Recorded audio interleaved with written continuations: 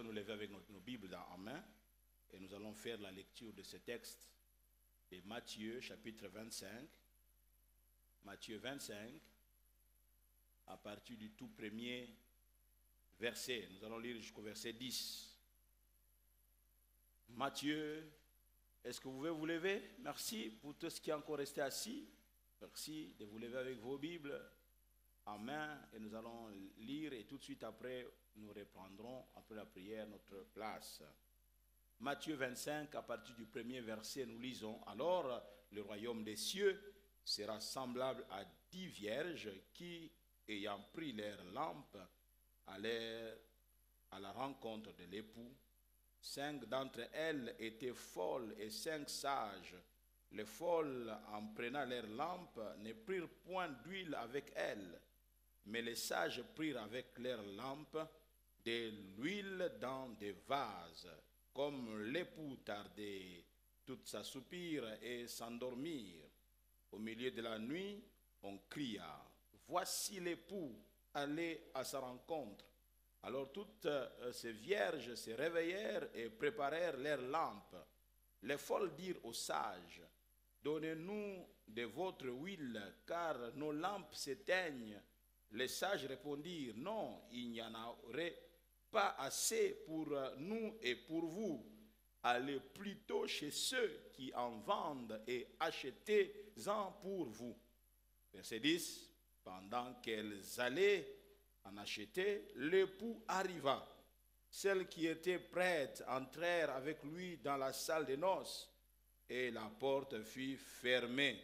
Lisons aussi verset 11. Plus tard, les autres vierges vinrent et dirent: Seigneur, Seigneur, ouvre-nous. Mais il répondit: je vous l'ai dit en vérité, je ne vous connais pas. Veillez donc, puisque vous ne savez ni les jours. Nous allons nous rasseoir et nous acclamons les Écritures. Est-ce qu'on peut bien acclamer la parole du Seigneur? Père, nous te prions de nous parler ce matin. Tu connais ton peuple mieux que moi-même. Et je prie pour que dans les minutes qui suivent, tu puisses toucher le cœur de chacun de nous individuellement. À toi gloire et honneur. Au nom de Jésus, nous prions et nous disons Amen. Le thème de notre intervention ce matin, c'est « Voici l'époux ». Voici l'époux. Le passage que nous venons de lire, il est riche en enseignement, riche en instruction. Ce passage de la Bible nous donne une idée de ce qu'étaient les cérémonies du mariage en ce temps-là. Nous avons donc ici une scène de cérémonie de mariage typiquement juive. Vous savez, à l'époque, en Israël, comme dans les pays environnants, les mariages constituaient l'événement social le plus célébré.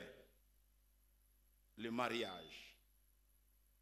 Presque tout le monde y était convié. C'était l'occasion de se réjouir et de festoyer en grand. Le mariage attirait des foules et le mariage prenait des jours et des semaines.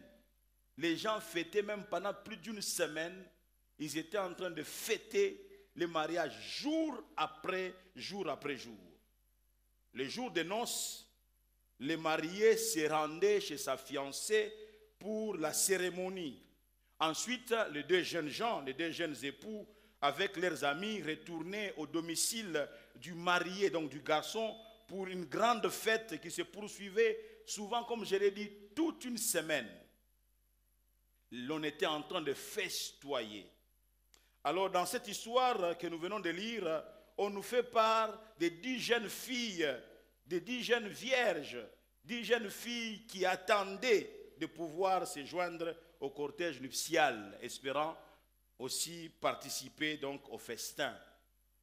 Ils sont venus et ils veulent participer au festin. Chacune a un désir ardent, celui de voir l'époux lorsqu'il arrivera. Les désirs ardents, combien je prie que chacun d'entre nous ait un désir ardent pour participer aux noces de l'agneau. Je pensais que je parlais à quelqu'un. Vous savez, il y a des mariages où vous apprenez, vous dites, j'aimerais participer à ces mariages. J'aimerais être là. Tel se marie, non, non, non, non, j'aimerais être là. Vous savez, maintenant on va enterrer, là c'est l'enterrement, on va enterrer la reine. Tous les grands du monde veulent être là.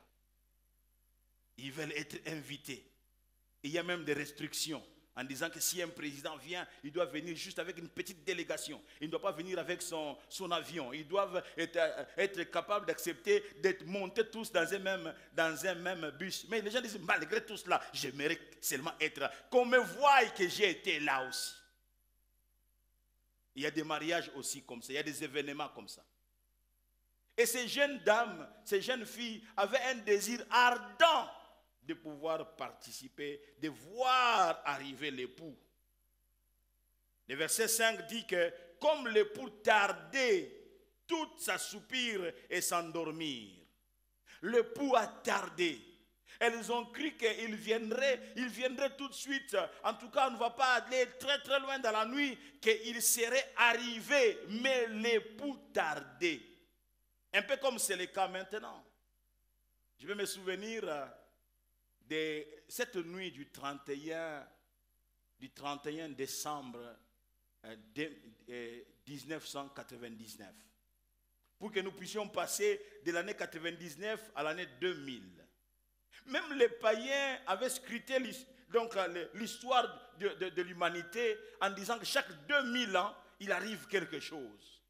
Et tout le monde était en panique en disant, qui sait, Jésus va revenir cette nuit-là, ça fait 2000 ans. Et je peux vous assurer, vous qui vivez déjà dans les églises étaient bondées du monde. Parce que tout le monde tremblait en disant, ce n'est pas le moment, la fin de toutes choses.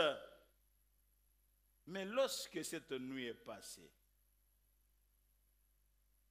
et que nous sommes allés au premier, la journée s'est passée tout naturellement. Bon, les gens ont mangé leurs sosos et les poulets. Oh, mais rien ne s'est passé. Et puis tout un mois de janvier est passé. Et puis toute l'année 2000 est passée. Yo, mes amis. Les gens se sont assoupis. Chacun maintenant est rentré à ses occupations.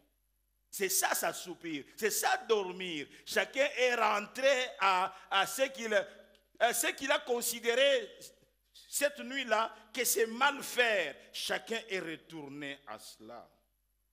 Vous savez, dans la vie, il faut faire très attention à quel moment il faut donner accès au sommeil.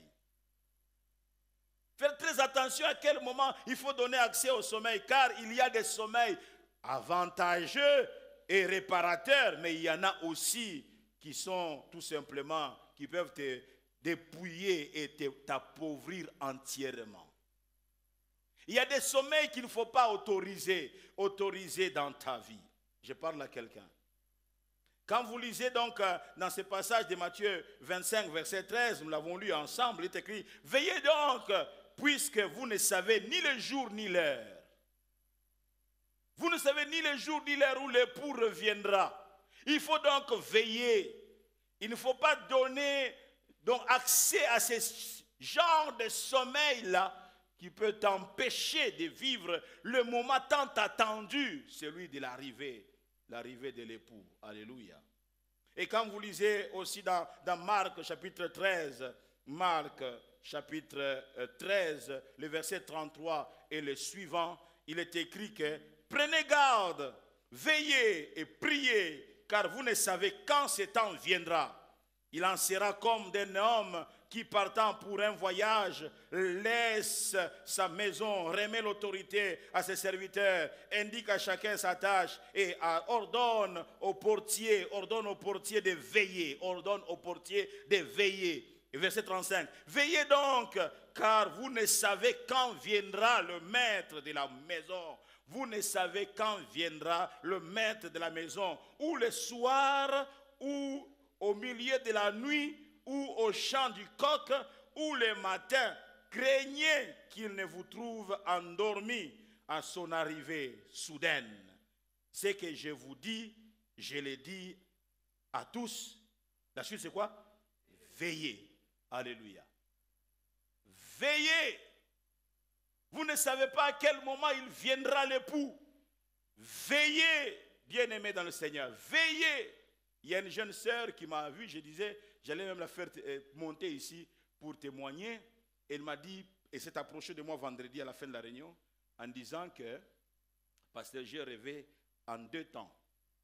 Donc, je ne sais pas combien de temps après elle avait fait le deuxième veille, et donc rêve, elle a rêvé plutôt, et donc, ce qu'elle a rêvé, en fait, c'est le retour du Seigneur. Il faut qu'elle-même l'explique avec ses propres mots. Et des fois, ça l'a fait trembler, ça va peur. De plus en plus, Dieu est en train de montrer aux gens que son fils est en train de venir. De plus en plus, les gens rêvent. De plus en plus, les gens reçoivent des visions. De plus en plus, on est en train de réveiller le monde. Mais le monde est dur d'entendement. Les gens, même dans l'église, viennent dans l'église, mais totalement distraits. Ce sont des distraits de calvaire. Ils pensent que non, les choses vont continuer à couler comme si de rien n'était. Là, il me dit, veillez. Ce que je vous dis, je le dis à tous, veillez. Alléluia. Veillez. Le verset 6, dans le texte que nous avons lu en premier, le verset 6 dit que au milieu de la nuit, ce n'était pas au milieu de la journée, au milieu de la nuit, celui qui devrait venir est arrivé. Au milieu de la nuit, on cria, voici l'époux, allez à sa rencontre. Voici l'époux, voici la raison de votre venue jusqu'ici. Voici le but de votre présence en ces lieux et à cette heure. Votre raison, c'était de voir l'époux. Votre raison, c'était de rencontrer l'époux. Bien-aimé, notre raison d'être dans la maison de Dieu, c'est rencontrer l'époux. Notre raison d'être, c'est être enlevé avec l'époux. Si je ne peux pas être enlevé, quelle est ma raison d'être dans la maison de Dieu? Si je ne peux pas être enlevé, pourquoi suis-je devenu enfant de Dieu? Bien-aimé, l'enlèvement, aller à la rencontre de l'époux. Voici l'époux. Voici la seule chose qui ne doit pas manquer à votre vie. Voici la seule chose qui ne doit pas vous manquer. Voici l'époux, allez à sa rencontre. Amen, amen. Allez à sa rencontre. Pourquoi vivrais-tu et puis perdrais-tu ton âme? Pourquoi vivrais-tu et puis perdrais-tu ces grands rendez-vous, bien-aimés dans le Seigneur? Qu'est-ce qui va exercer la pesanteur pour que tu ne puisses pas monter? Voici l'époux, allez à sa rencontre. Il y a des rencontres, laisse-moi ouvrir une parenthèse pour dire qu'il y a des rencontres à faire et des rencontres à ne jamais faire. Il y a des rencontres à faire et des rencontres à ne jamais faire. Il y a des rencontres qui, une fois faites, viennent détruire votre vie pour toujours. Des rencontres qu'il ne faut jamais faire. Il y a des rencontres qui viennent assombrir votre vie et compromettre toute votre destinée. Il y a des rencontres à ne jamais faire. Il y a des rencontres qui viennent dérouter votre vie. Vous étiez avant sur une bonne voie, mais depuis que vous avez fait cette rencontre, plus rien ne va. Plus rien ne marche. Depuis que vous avez fait cette rencontre, il y a des connexions qu'il ne faut jamais chercher, jamais rechercher, jamais être en contact. Il y a des connexions qui vous perdent. Que des serviteurs de Dieu qui sont perdus aujourd'hui à cause simplement d'une connexion. À cause d'une connexion. Vous savez, je ne cite pas son nom, vous comprendrez, le seul pasteur avec qui je suis très à l'aise dans cette commune de Bandalungwa m'a parlé un jour que, pasteur, je n'irai plus jamais prêcher dans cette église-là. Je ne cite pas aussi le nom. Il y a des églises, vous arrivez comme ça, une seule prédication, tu sors là avec une enveloppe de $5 000. Tu dis, oh, 5 000, comment ils ont fait pour avoir $5 000 à me donner? Et quand ils me donnent $5 000, ils sont restés avec combien? Mais tu vas te perdre là-bas à cause de l'argent. tu vas te perdre. Je dis toujours à mes enfants ici, quand on les invite, je dis, fais attention où tu mets les pieds. C'est beau, tu te retrouves là-bas, mais c'est là que tu peux te perdre. C'est là, une seule connexion fait que tu es perdu pour la vie. Perdu pour la vie. Mon pasteur Jacques-André Vernon, il allait, cet homme, je me dis, il était de quelle nature? Avec ce qu'il était, on vient souvent l'inviter et dire, non frère, ma priorité c'est ici. Un jour, j'étais encore le nom, un homme de Dieu que vous connaissez dans la ville. Nous ne savions pas qu'il avait invité. Nous sommes là debout, dans les halls au-dessus. Pasteur Vernon, pasteur Dallot, moi, et le pasteur monte. Il dit, pasteur, je suis venu pour avoir la suite. Si vous venez, il dit, mais frère, non, prenez Kali, prenez Dallot. Mais nous, aujourd'hui, on verra l'enveloppe que je vais recevoir. Je suis prêt à y aller, n'est-ce pas? Cet homme nous étonnait terriblement. Il y a des rencontres, une seule fois rencontré, tu es perdu. Vous étiez avant, comme je le disais, sur une bonne voie. Mais depuis que vous avez fait cette rencontre, plus rien ne va. Écoutez, les mauvaises rencontres comme les mauvaises compagnies corrompent toujours les bonnes mœurs. Il y a des rencontres qu'il ne faut jamais autoriser dans la vie. Jamais. On nous a raconté, j'ai lu cette histoire qui s'est passée, je ne sais pas, au Kenya ou au Nigeria. Une jeune fille, ils sont dans une famille difficile où il n'y a pas de moyens financiers. Et elle tombe sur un monsieur qui lui fait la cour, et elle accepte. Et le monsieur l'amène à l'hôtel et dit, tu vois tout cet argent, je vais te le donner. Mais je ne couche pas avec toi. Laisse-moi seulement, c'est pas beau, je vais le dire quand même, chier sur toi.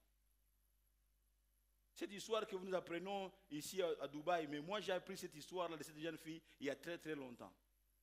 Je vais chier seulement sur ton dos. C'est fini, mais je te donne tout. La dame regarde les besoins dans la maison, dans la famille. Une seule rencontre. Elle dit, mais après je vais prendre ma douche. Qu'est-ce qu'il y a de reste? Je prendrai ma douche. C'est ce qui a été fait. Elle est allée prendre la douche. Quand elle revient dans la chambre, du côté chambre, le monsieur n'est plus là. Ah oui. Elle sort, elle prend son taxi, tout le monde fuit dans le taxi. Tout le monde est en train de... Le taximan dit, non, tu dois descendre. Elle arrive chez elle à la maison. Dès qu'elle entre, sa maman dit, ma fille, qu'est-ce qui se passe? Ça a commencé là. Cette odeur ne la quittait pas. Elle a commencé à pourrir à partir de là. Et elle est morte en pourrissant dans tout son corps. Une seule rencontre. Il y a des rencontres qu'il ne faut jamais rêver. Il y a des rencontres qu'il ne faut jamais souhaiter. Et quand Dieu ne t'a pas connecté à quelqu'un, ne cherche pas, ne force pas. Ne force pas comme Dieu n'a pas autorisé. Laisse, éloigne-toi, garde-toi à distance. Dieu sait pourquoi toi tu ne dois pas te connecter à cette personne-là. Ne dites pas non, les autres sont bien. Non, Dieu sait pourquoi.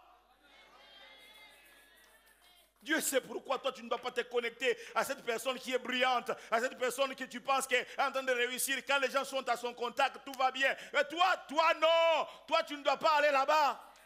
Ne force pas. Ne force pas. Parce qu'en réalité, bien aimé, l'homme ne peut recevoir que ce que le ciel lui a donné. Si le ciel ne t'a pas donné, ne force pas. Ta bénédiction est dans ce que le ciel te donne. Est-ce que je parle à quelqu'un ce matin? Ta bénédiction est dans ce que le ciel donne. J'ai appris à ne pas forcer les choses. J'ai appris à ne pas forcer les choses. Quelqu'un dans mon bureau, il y a quelques mois en arrière, en disant, j'ai amené ces dossiers. Et en disant, mais comme donc tu es l'ami de tel, et que tel est avec les chefs, Il dit, ces dossiers, je dis, frère, je suis allé prêcher devant lui seulement une seule fois. Moi, je ne vois pas cette personne-là. Et je ne force pas. Je suis content pour mon ami qui voit cet homme-là. Mais moi, Dieu m'a fait pour rester avec les Béa et les John et les autres. Oh. Ne force pas. Si Dieu veut, il le fera. Si Dieu ne le veut pas, il ne le fera pas. Il ne le fera pas. Il y a des rencontres qu'il ne faut pas forcer.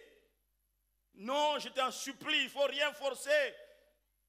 Alléluia. Il y a des rencontres aussi qui vous marquent à vie. Il y a des rencontres qui impactent positivement votre vie et qui canalisent votre destinée dans la bonne voie. Il y a des rencontres. Quand Dieu permet cette rencontre, waouh, tu vois comment tu commences à t'épanouir.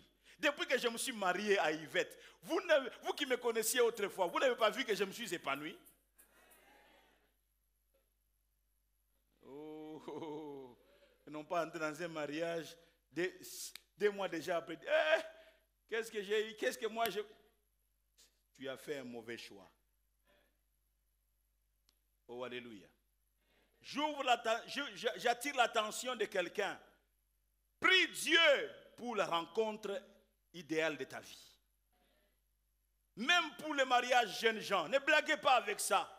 S'il faut prendre des jours et des jours et des jours, des jeûnes et prières, retraites, faites-le, Seigneur. Je refuse de rencontrer celui qui n'est pas l'homme de ma vie. Je refuse de rencontrer celui qui n'est pas la femme de ma vie. Tu vas rencontrer une Jézabel, attention. Il y a des rencontres qui vous tuent, mais il y a des rencontres qui vous donnent la vie. Il y a des rencontres qui vous valorisent. Alléluia. Des rencontres qui viennent vous remettre en quelque sorte sur les rails. Sur les rails de la vie. Gloire à Dieu. Amen. David Wilkerson, vous connaissez, n'est-ce pas? J'ai raconté beaucoup l'histoire de David Wilkerson quand nous étions à Kisangani.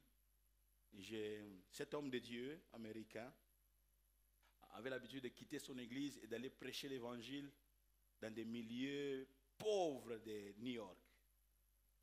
Et là, il rencontrait des gangs, un peu comme des Kuluna des États-Unis. Il a rencontré une équipe de gangs où Nicky Cruz était comme le chef. Et Nicky Cruz était fâché parce que lui venait de prêcher l'évangile. Lui ne voulait pas. Tu veux convertir mes hommes? Un jour, il lui a dit, je vais te couper en morceaux, David Wilkerson. Je te couperai en morceaux. Il dit, David Wilkerson lui dit, quand tu me couperais en morceaux, chacun de mes morceaux te criera, Jésus t'aime. Fort. Il a continué à aller là-bas jusqu'à ce que Nicky Cruz a cédé à Christ. Quelle rencontre! Quelle rencontre! Les gangsters d'hier est devenu l'évangéliste. Nicky Cruz. Oh, je ne sais pas si c'est l'homme est mort, Nicky Cruz. David est mort. Mais Nicky Cruz, quand il allait maintenant faire des campagnes d'évangélisation, quelle puissance! Un homme qui n'a pas étudié. Mais quand il s'est levé pour annoncer l'évangile, bien aimé, quand tu as fait une bonne rencontre, ça t'impacte pour la vie. Et toi-même, à ton tour, tu commences à impacter les autres. J'ai pris que quelqu'un fasse une bonne rencontre. Oh, j'ai pris que quelqu'un fasse une bonne rencontre. Même, je rencontre d'abord Jésus-Christ. Mais même après avoir rencontré Jésus, j'ai pris que le Seigneur te fasse rencontrer quelqu'un de bien. Ton amen n'est pas au niveau. Que Dieu, même dans le cas de l'emploi, que Dieu te fasse rencontrer quelqu'un de bien. Que Dieu te fasse rencontrer une bonne entreprise. Que Dieu te donne l'opportunité de rencontrer un bon chef. Je prie pour une bonne rencontre. Je prie pour chaque enfant de Dieu de la parole éternelle. Cette année, avant qu'elle ne se termine, tu fasses une bonne rencontre. Au nom de Jésus-Christ. Alléluia. Alléluia. Au milieu de la nuit, on cria. C'est-à-dire, on leur adressa la parole en criant. Celui qui parlait, il le fut à très haute voix pour que quiconque l'entende. Pour que quiconque l'entende. Et aujourd'hui, Kali est debout en train de crier, d'annoncer à haute voix, voici l'époux, allez à sa rencontre. Alléluia. Voici l'époux, allez à sa rencontre. Je m'adresse à chaque enfant de Dieu de la parole éternelle. Je ne te connais pas. Je ne sais pas jusqu'où tu es chrétien. Gloire à Dieu de ce que tu as choisi de venir ici dimanche après dimanche. Et même tu as du mal à venir écouter l'enseignement le mercredi pour que tu t'épanouisses. Tu as du mal à venir le vendredi pour venir chercher la face de Dieu. Gloire à Dieu que tu viennes dimanche, mais bien aimé dans le Seigneur, jusqu'où tu es devenu enfant de Dieu.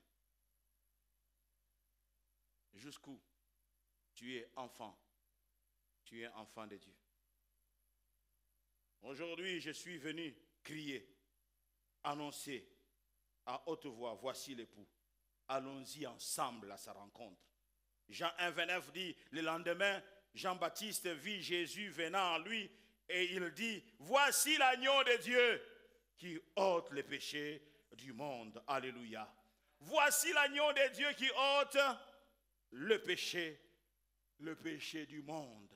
Jean-Baptiste est en train d'annoncer cela. Ses disciples à lui sont autour de lui en disant, voici l'agneau de Dieu. Ce n'est pas moi qui suis l'agneau, c'est lui l'agneau de Dieu. Ce ne suis pas moi qui ôte le péché du monde, c'est lui qui ôte le péché du monde. Il ne s'inquiète pas de sa popularité. Il ne s'inquiète pas si ses disciples vont le quitter. L'important c'est que même s'il me quittait moi, mais pourvu qu'il rencontre l'agneau de Dieu. Pourvu qu'il rencontre l'agneau de Dieu. Rencontrer l'agneau de Dieu. Alléluia. Oh, alléluia. La rencontre et l'union avec Jésus-Christ est comparée au lien du mariage. Au lien du mariage. Laissez-moi d'abord ouvrir aussi notre parenthèse pour dire que les 5 vierges sages sont en train de représenter le vrai disciple de Christ. Le vrai disciple de Christ. Ils sont toutes ça. Et donc toutes plutôt vierges. Mais il y en a qui sont 5 qui sont sages et 5 autres sont folles. Cette réalité-là, elle est présente dans la maison de Dieu. Dommage. Malheureusement. Il y a toujours la catégorie des chrétiens qui sont parmi donc les 5, qualifiés comme étant les 5 vierges sages. Mais il y en a aussi qui sont dans la catégorie des 5 vierge folle. Nous venons tous, nous chantons gloire à Dieu. Nous chantons, s'il ne fait pas lundi, il fera mardi. S'il ne fait pas mardi, alors il fera mercredi. Nous chantons, nous sommes enthousiasmés, c'est très très bien. Mais malheureusement, il y a ceux qui font partie des 5 vierges sages, d'autres des 5 vierges folles. Généralement, personne ne peut accepter que moi je fais partie des 5 vierges folles. Non. Personne ne veut reconnaître ça. Mais pourtant, chacun de ces personnes-là peut retrouver des indices. Et à cause de ces indices, chacun peut reconnaître que, attention, je suis en danger. Les lampes font allusion à la profession de foi. Les lampes, elles font allusion à la profession de foi. L'huile est généralement assimilée au Saint-Esprit.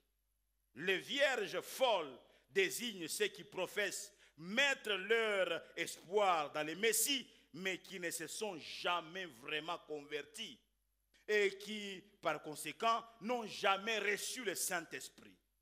Et Christ, c'est lui l'époux attendu. C'est l'époux attendu. Jean a dit, voici l'agneau de Dieu. Oh, amen, amen. Voici l'agneau de Dieu. Je disais que le mariage, donc la rencontre et l'union avec Jésus-Christ est comparée au lien du mariage.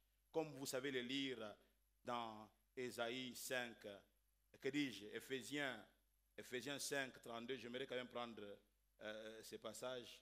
Éphésiens 5, 32. Éphésiens 5, 32 dit quoi?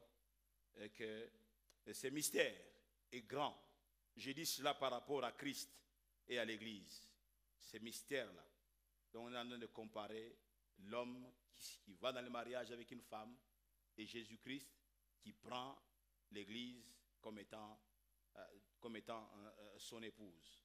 Et dans Paul s'adressant aux Corinthiens, dans 2 Corinthiens 11, verset 2, Paul dit, je vous ai fiancé à un seul époux pour vous présenter à Christ comme une vierge pure.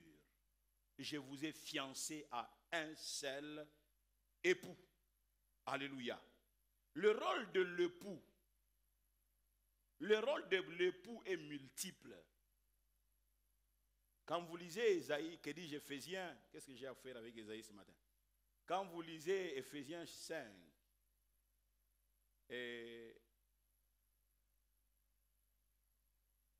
l'on voit là le rôle de l'époux.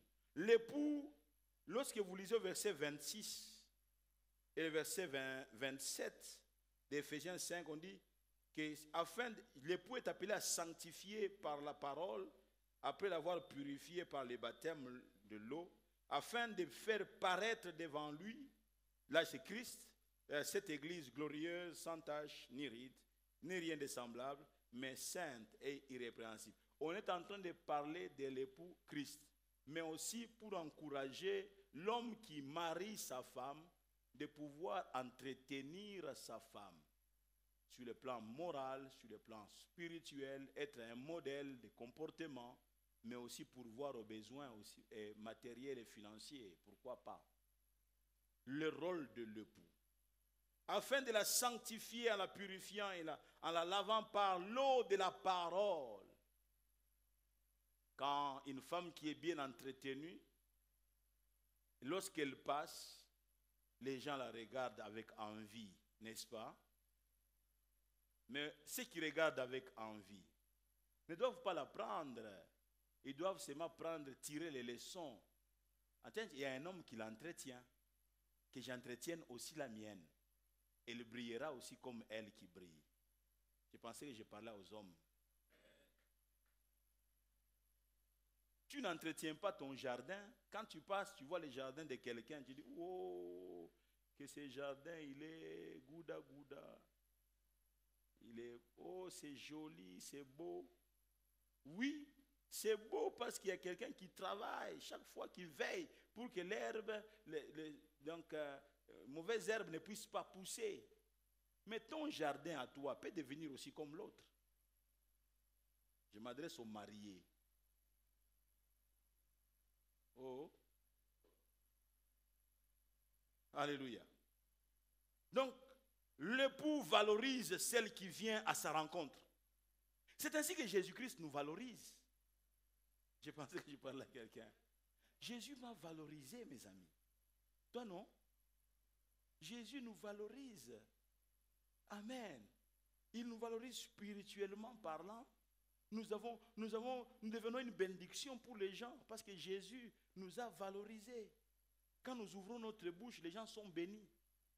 Pourquoi? Parce que Jésus-Christ nous valorise. Il ôte en nous tout ce qui est mauvais et il plante en nous ce qui est de lui, ce qui est bien. Alléluia. Jésus nous valorise. Il ne vient pas s'occuper seulement de nous sur le plan moral, spirituel, mais il s'occupe aussi sur le plan physique. Sur le plan, il pourvoit nos besoins. Oh, alléluia. Deuxièmement, l'époux vient honorer celle qui les reçoit en tant que telle. Jésus-Christ honore aussi ceux qui le reçoivent. Et normalement, un mari doit honorer sa femme. Je pensais que les femmes allaient dire Amen. Amen. Troisièmement, l'époux vient changer les statuts de celles qui entrent dans les liens du mariage avec lui. On ne parle plus de cette fille célibataire. Tu as changé de statut. C'est pourquoi Paul dit, je vous ai fiancé à un seul époux pour vous présenter à Christ comme une vierge pure. Alléluia. Un seul époux. Toi, tu en as combien? Tu as combien d'époux? Il dit, je vous ai fiancé à un seul époux. L'époux bien-aimé change les statuts de celle qui entre dans les liens du mariage avec lui. Quatrièmement, l'époux s'engage à pourvoir, j'avais déjà touché ça, à pourvoir aux besoins de celle-ci. Le verset 29 d'Éphésiens 5 nous fait voir que le mari nourrit sa femme et en prend soin, comme Christ le fait pour l'Église. Amen, amen. Tu n'es pas un esclave quand tu pourvois aux besoins, quand tu nourris ta femme. Un musicien du monde dans ces pays a chanté en disant que Mibali Tokoma Baumbu Yabasi. Il a chanté il y a longtemps, il est même décédé il y a aussi longtemps. Donc, nous sommes venus dans ce monde pour être des esclaves de femmes. C'est nous qui allons travailler, donc nous devons aller faire ceci. Il n'avait rien compris des Écritures. Il n'avait rien compris de la manière d'agir de Dieu. Oh, amen, amen. Jésus n'est pas notre esclave quand tu lui pourvois nos besoins. Il est seulement notre Seigneur. Il va veiller sur ces sujets que nous sommes. Et toi, tu dois être content parce que tu es Seigneur. Sarah appelait Abraham mon Seigneur. Oh. Mais tu ne dois pas seulement recevoir qu'on te dise mon Seigneur. Le Seigneur doit amener à manger. Le Seigneur doit revêtir sa femme. Le Seigneur doit pourvoir aux besoins de la maison. C'est en cela que tu vas être vraiment Seigneur. Oh, alléluia. Moi, quand on complimente ma femme, je fais un peu ça. Ça, c'est moi. Amen, amen. Oh, alléluia. C'est important ce que je suis en train de dire. Oh, amen. Allez à sa rencontre et vous mettre sous son abri. Quand vous allez à la rencontre de l'époux, il faut finir. C'est pour aller vous placer sous son abri. Alléluia. Allez à sa rencontre et vous placez sous son abri. Celui qui demeure sous l'abri du Très-Haut repose à l'ombre du Tout-Puissant, nous dit le psaume 91, verset 1er. Allez à sa rencontre, vous placez sous sa protection. Que 1000 tombent à tes côtés et que 10 000 tombent à ta droite, tu ne seras pas atteint une fois que tu demeures sous son abri. Alléluia. Alléluia. Allez à sa rencontre pour être toujours avec lui. Jamais seul. Quand tu es avec lui, tu ne seras plus jamais seul. Dans Matthieu 28, verset 20, il a dit, voici, je suis avec vous tous les jours jusqu'à la fin du monde. Tous les jours. Quand tu vas à la rencontre de l'époux, il est avec toi tous les jours. Que tu en sois conscient, que tu n'en sois pas conscient, le maître est avec toi. Amen, amen.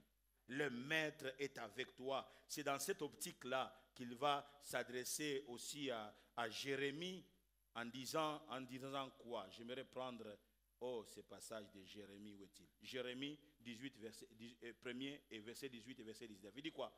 Voici, je t'établis, puisque je suis avec toi, Jérémie. Voici, je t'établis en ce jour sur tous les pays, et comme une ville forte, comme une colonne de fer, et comme un mur d'airain, contre le roi de Juda, contre ses chefs, contre ses sacrificateurs, et contre le peuple du pays.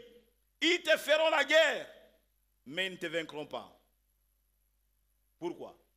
Car je suis avec toi pour te délivrer, dit l'Éternel.